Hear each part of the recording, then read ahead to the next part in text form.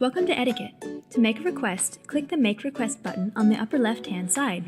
You will see the request page, where you can enter the text you want to have proofread. Simply type your text into the box, or copy text from somewhere else, like a Word document, and paste it into the box. On the right-hand side, you will see the word count of your request. Click Next to move on. Then, just enter a few more details. Select the purpose of your writing, indicating whether it is for school, business, or personal uses. Then, select the type of document you are requesting.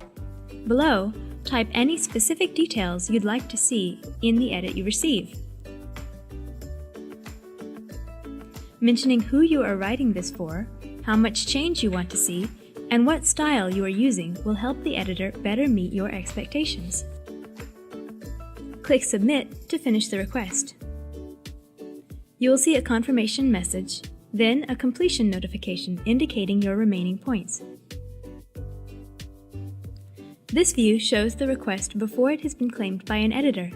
Using Quick Request, your material will be revised by the first available editor. You will see a notification appear as soon as an editor begins working on your request.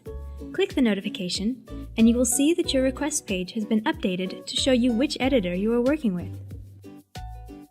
The summary on the right also indicates the maximum time left for the editor to finish the request.